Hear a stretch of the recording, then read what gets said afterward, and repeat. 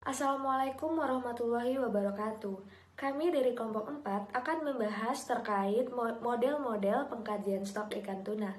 Adapun anggota kelompok 4 yang pertama ada Radika Mayang Anggraini, Teresia Septanis, Putri Yoga, Adinda Prameswari, Adela Ayu Erika, Silviana Fitriani. Next. Pembahasan kali ini akan membahas terkait deskripsi ikan tuna. Yang kedua ada model produksi surplus, kemudian yang ketiga ada model growth pattern, kemudian yang keempat ada model von Bertalanffy dan model Beaverton and Holt. Next, ikan tuna merupakan ikan laut pelagik yang termaksud bangsa tunini, terdiri dari beberapa spesies dari famili Scombridae. Terutama genus Tunus, tidak seperti kebanyakan ikan yang memiliki daging berwarna putih, daging tuna berwarna merah muda sampai merah tua. Hal ini karena otot tuna lebih banyak mengandung myoglobin daripada ikan lainnya. Next. Beberapa model pengkajian stok sumber daya ikan dapat dikelompokkan menjadi model holistik dan model analitik atau dinamik. Model holistik sendiri yaitu model yang dirancang berdasarkan konsep bahwa populasi atau stok ikan merupakan sesuatu kesatuan utuh tanpa mengikutsertakan aspek-aspek lainnya yang menunjang dinamika populasinya. Sedangkan model analitik atau dinamik dilakukan dengan mengikutsertakan aspek-aspek dinamika populasi yang mendukung perkembangan populasi tersebut, seperti laju pertumbuhan, laju kematian, panjang maksimum, parameter hubungan panjang berat, isometrik atau alometrik, dan laju penangkapan. Next. Terbagi menjadi dua. Yang pertama adalah equilibrium dan non-equilibrium. Untuk yang equilibrium itu ada dua model. Bisa teman-teman lihat ada Fox dan Skyver. Kedua model ini memiliki keterbatasan karena hanya mampu menduga kondisi umum biomasa, jumlah alat tangkap optimum, hasil tangkapan optimum, serta CPUI optimum agar kondisi stok seimbang. Kemudian untuk yang non-equilibrium itu ada tiga model. Metode ini mampu menduga parameter populasi seperti kecepatan pertumbuhan suatu stok biomasa, kemampuan alat tangkap mengeksploitasi sumber daya, daya dukung lingkungan, serta model non-equilibrium inilah yang paling mendekati dengan kenyataan di lapang. Next. Selanjutnya adalah studi kasus pendugaan stok tuna sirip kuning menggunakan model produksi surplus di perairan Samudra Hindia. Studi kasus Selatan Jawa Timur. Tujuan studi kasus ini ialah untuk mengetahui nilai MSY dan JTB, mengetahui stok perikanan tuna sirip kuning tahun 2015, mengetahui status pemanfaatan biomasa ikan tuna di perairan Selatan Jawa Timur. Studi kasus ini menggunakan metode holistik dengan model equilibrium persamaan Skyver dan Fox, dan untuk model non-equilibrium menggunakan model Walker-Hilborn. Secara singkat, model Skyver menyatakan bahwa pertumbuhan dari suatu stok merupakan suatu fungsi dari besarnya stok tersebut. Pada model Walker-Hilborn dikenal berbeda dari model Skyver. Model ini dapat memberikan dugaan masing-masing untuk parameter fungsi produksi surplus. Sedangkan model Fox mengasumsikan bahwa populasi dianggap tidak akan punah dan populasi sebagai jumlah dari individu. Selanjutnya, hasil dan pembahasan. Yang pertama, standarisasi upaya penangkapan bertujuan untuk menyetarakan kemampuan alat tangkap dengan acuan produktivitas alat tangkap. Berikut merupakan diagram hasil perhitungan FPI. Hasil perhitungan nilai FPI didapatkan dari rata produktivitas alat tangkap dengan menggunakan persamaan dengan rumus sebagai berikut, dan hasilnya dapat dilihat pada tabel 1. Yang kedua yaitu pendugaan potensi tangkap lestari model produksi surplus dengan model equilibrium dengan persamaan Skyver dan Fox dengan rumus sebagai berikut. Hasil analisis regresi didapatkan nilai R-square pada model Skyver dan Fox memiliki nilai lebih tinggi dibandingkan nilai FSIG. R-square model Fox memiliki nilai lebih tinggi dibandingkan dengan nilai R-square model Skyver. Nah, untuk model Fox terpilih menjadi model terbaik berdasarkan keakuratan pada hasil parameter biologi. Dengan pertimbangan memperhatikan nilai B negatif pada hasil analisis regresi, nilai R-square yang dihasilkan, serta tingkat signifikasi. Walker-Hilborn dengan rumus sebagai berikut, dan hasilnya didapatkan nilai FSIG lebih besar dari R-square yang artinya variabel X tidak signifikan dalam mempengaruhi Y, sehingga digunakan model WH2 dalam analisis MSY dan JTB serta menduga stok ikan tuna. Kesimpulan dari studi kasus ini yang pertama, nilai MSD dan nilai JTB menggunakan model Fox didapatkan hasil dengan rincian sebagai berikut. Yang kedua, status pengusahaan ikan tuna sirip kuning di perairan selatan Jawa Timur dengan acuan nilai FJTB didapatkan tingkat pengusahaan sebesar 107%, sehingga didapatkan status pengusahaan overexploited. Sisa biomas ikan tuna pada tahun 2015 sebesar 5.420,298 ton atau setara dengan 80% dari nilai biomas pada saat JTB didapatkan status overexploited. Tumbuhan panjang ini pertama kali diperkenalkan oleh von Bertalanffy dan sekarang sering disebut dengan VBGF atau von Bertalanffy Growth Formula. Model von Bertalanffy adalah model pertumbuhan yang digunakan untuk mengetahui pertumbuhan ikan tuna dari panjang minimum sampai panjang maksimum dari dua proses yang berlawanan, yaitu katabolisme dan anabolisme. Proses katabolisme merupakan proses perombakan protein, sedangkan anabolisme merupakan proses sintesis protein. Di mana rumus dari model von Bertalanffy adalah sebagai berikut. Nah, untuk keterangannya sendiri, L merupakan panjang, T sama dengan waktu, LT yang artinya panjang saat waktu tertentu, sedangkan L infinity merupakan panjang yang sangat tua ataupun panjang maksimum ikan tersebut. Sedangkan T0 merupakan kondisi awal ikan di waktu ikan memiliki ukuran sama dengan 0. Berikut merupakan kerangka model pertumbuhan panjang ikan tuna dengan model von Bertalanffy, di mana sumbu X di sini adalah waktu dan sumbu Y adalah panjang. Nah, pada saat ikan dilahirkan atau saat T-nya 0, maka L0-nya sudah ada. Nah, disitulah letak T0-nya dan T0-nya tersebut selalu bernilai negatif. Seberapa cepat ke atas itu tergantung dengan nilai dari K-nya. Nah, di saat itulah ada L infinity sebagai panjang maksimum yang tidak bisa dicapai, sehingga ikannya akan selalu bertumbuh sampai pada satu titik ikan tersebut tidak lagi bisa bertumbuh mencapai L infinity. Berikut merupakan kurva pertumbuhan pada parameter yang berbeda atau K. Nilai K yang tersedia pada gambar yaitu ada 0,2, 0,5, dan 1,0. Yang artinya semakin besar nilai K, maka pertumbuhan ikan akan lebih cepat mencapai L infinity. Nah, untuk lebih jelasnya lagi, berikut contoh studi kasus yang akan dijelaskan oleh rekan saya.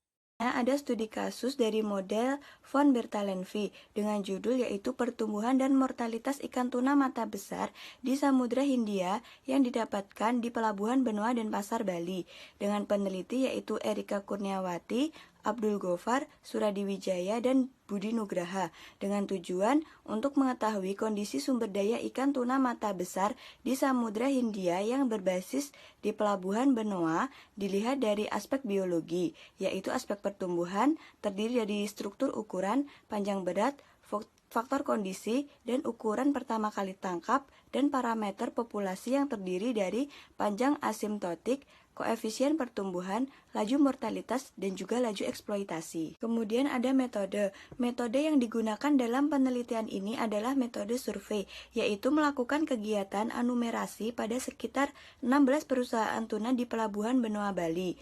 Pengukuran berat dilakukan pada semua ikan tuna mata besar. Data panjang diukur berdasarkan kategori reject atau non-ekspor. Jumlah sampel selama penelitian sebanyak 648 ekor tuna mata besar. Kemudian dalam penelitian ini dicari hubungan panjang berat dan faktor kondisi dengan rumus nomor 1, lalu pendugaan laju pertumbuhan dan ukuran pertama kali tangkap dengan rumus nomor 2, serta laju mortalitas dan juga laju eksploitasi dengan rumus nomor 3 yang terdapat pada PPT. Kemudian ada hasil dan pembahasan. Yang pertama ada hubungan panjang berat dan faktor kondisi. Hasil hubungan panjang berat ikan tuna yaitu sebesar A sama dengan 0,00005 dan nilai koefisien regresi B sama dengan 2,808. Nilai tersebut kurang dari 3, maka pola pertumbuhan ikan tuna mata besar yaitu bersifat alometrik negatif, yang artinya pertambahan panjang tubuh lebih cepat daripada pertambahan beratnya. Kemudian ada nilai faktor kondisi dari ikan tuna mata besar yaitu sebesar 1,02 sampai 1,27. Nilai faktor kondisi itu tergantung kepada makanan, umur, jenis, seks dan juga kematangan gonad. Kemudian ada laju pertumbuhan dan ukuran pertama kali tangkap. Panjang infinity dan koefisien pertumbuhan ikan tuna mata besar masing-masing yaitu sebesar 199,5 cmvl dan K sama dengan 0,22 per tahun, yang menunjukkan panjang bertambah dan K sama dengan 0,22 berarti laju pertumbuhan relatif lambat. Kemudian untuk ukuran pertama kali tangkap minimum yaitu 72 cmvl dan ukuran maksimum yaitu 177 cmvl dengan rata-rata ukuran yang tertangkap yaitu 130,28 cmvl. Kemudian ada hasil dari laju mortalitas. Laju mortalitas alami tuna mata besar yaitu sebesar 0,4 per tahun. Untuk laju mortalitas penangkapan yaitu sebesar 0,51. Nah, nilai M tersebut bergantung pada penyakit, stres, pemijahan, kelaparan, dan juga usia. Untuk laju eksploitasi yaitu sebesar 0,56 yang berarti melebihi batas lestari yang ditentukan. Kesimpulan dari penelitian ini yaitu yang pertama, pola pertumbuhan ikan tuna mata besar bersifat alometrik negatif, yang berarti pertambahan panjang lebih cepat dibandingkan dengan pertambahan berat tubuhnya. Kondisi tuna mata besar tergolong kurang pipih dilihat dari nilai faktor kondisi. Yang kedua yaitu pertumbuhan ikan tuna mata besar tergolong cepat dilihat dari nilai parameter K sama dengan 0,22 per tahun dengan laju kematian penangkapan F lebih dari M. Untuk laju eksploitasi sudah melewati ambang batas potensi lestari sebesar 6%, yang berarti kondisi penangkapan pada tangkap atau fully exploited, namun belum berada pada kondisi lebih tangkap. Selanjutnya adalah model Bertalan V and Holt, di mana teknik Wesson ZRK dan modifikasinya dikembangkan oleh Bertalan Holt, Powell, dan juga Waterall 1986 dan juga Waterall et al. 1987, di mana validitas metode ini didasarkan pada asumsi bahwa sampel ikan yang diperoleh dari populasi yang stabil dengan penambahan baru dan juga laju mortalitas yang konstan, serta mengikuti model pertumbuhan dari von Bertalan V. Pada gambar merupakan persamaan dari model tersebut. Next, Bertalan Holt dan model Ricker ini termasuk dalam model analitik, yang mana suatu model yang mempertimbangkan lebih mendalam beberapa bagian parameter populasi. Model ini lebih banyak memerlukan data mengenai parameter pertumbuhan, rekrutmen, dan juga mortalitas. Berikut merupakan contoh penelitian di mana pada bagian pendahuluan ikan tuna sirip kuning merupakan jenis komoditas tuna yang memiliki hasil tangkapan tertinggi dibandingkan jenis tuna lainnya. Volume produksi perikanan tuna yang ada di pelabuhan perikanan Pondok Dadap itu dapat mencapai 8.458.190 kg pada tahun 2017, sehingga dapat dilihat bahwa pelabuhan tersebut itu menjadi salah satu wilayah di Pulau Jawa dengan hasil produksi yang didominasi oleh ikan tuna sirip kuning. Pentingnya informasi mengenai laju dan pola pertumbuhan yang mana dapat dijadikan sebagai acuan untuk pengelolaan perikanan yang berkelanjutan. Untuk pada bagian tujuannya itu untuk mengestimasi koefisien laju pertumbuhan, panjang maksimum, mortalitas total, mortalitas penangkapan, laju eksploitasi ikan tuna, dan juga mengetahui pola pertumbuhan ikan tuna sirip kuning menggunakan variabel panjang dan berat. Ada persamaan von Bertalan V dan Beverton Holt, di mana Z merupakan mortalitas total, K sama dengan koefisien laju pertumbuhan per tahun, L hingga sama dengan panjang maksimum yang mampu dicapai ikan jika tidak mengalami mortalitas alami atau mortalitas penangkapan, L aksen merupakan ukuran ikan panjang terkecil, dan L merupakan ukuran ikan panjang rata-rata. Menentukan mortalitas alami dapat menggunakan rumus pada layar, sehingga didapatkan min 0,94 dikalikan dengan 0,8 karena ikan tuna merupakan ikan yang memiliki kebiasaan bergelombol, sehingga dapat didapatkan hasil 0,31. Selanjutnya yaitu mencari mortalitas penangkapan seperti pada rumus di layar, lalu dilanjutkan dengan laju eksploitasi sehingga didapatkan 0,77. Dapat disimpulkan bahwa 0,77 lebih dari 0,5 sehingga status perikanan tuna pada penelitian ini adalah overfishing. Hubungan panjang dan berat. Yang pertama, data panjang dan berat terlebih dahulu diinput ke dalam Microsoft Excel, kemudian ditransformasikan ke dalam bentuk linear untuk dilakukan regresi. Untuk mengetahui nilai R-square yang merupakan nilai A dan nilai X variabel atau slope yang merupakan nilai B. Selanjutnya, nilai A dan B ditransformasi ke dalam persamaan panjang dan berat menurut Separe dan Venema dengan rumus V sama dengan A dikali LB. Persamaan hubungan panjang berat ditransformasikan ke dalam persamaan linear sehingga akan menjadi rumus pada layar. Nilai B menunjukkan pola pertumbuhan ikan tuna di mana ketika B sama dengan 3 berarti isometrik, B kurang dari 3 berarti alometrik negatif, dan B lebih dari 3 berarti alometrik positif. Dan pembahasan, koefisien laju pertumbuhan sebesar 0,2. Panjang maksimal ikan tuna 178,95 jika tidak mengalami kematian dan tidak tertangkap. Nilai laju eksploitasi sebesar 0,77 yang berstatus penangkapan berlebihan atau overfishing. Hasil dan pembahasan hubungan panjang dan berat. Hasil analisis hubungan panjang dan berat ikan tuna selama penelitian mengikuti dengan pertumbuhan bersifat alometrik positif, di mana B lebih dari 3. Faktor makanan yang diambil akan mempengaruhi pertumbuhan kematangan tiap individu dan keberhasilan hidupnya. Koefisien laju pertumbuhan ikan tuna sirip kuning sebesar 0,20 per tahun, panjang maksimal sebesar 178,9 cm, mortalitas ikan tuna sebesar 1,32 per tahun, mortalitas alami yaitu sebesar 0,31 per tahun, sedangkan mortalitas penangkapan ikan tuna 1,02 per tahun, nilai eksploitasi sebesar 0,77 per tahun sehingga berstatus overfishing. Pola pertumbuhan ikan tuna sirip kuning mendapat nilai B sebesar 3,054 dan menghasilkan keputusan alometrik positif yang artinya pertambahan berat lebih cepat daripada pertumbuhan panjang.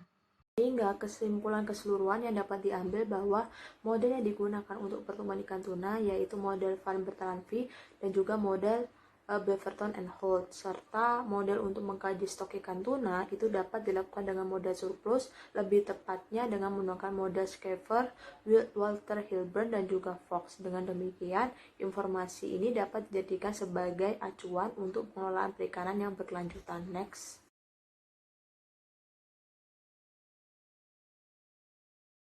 Baiklah, terima kasih. Sekian presentasi dari kelompok kami. Kurang lebihnya mohon maaf. Wassalamualaikum.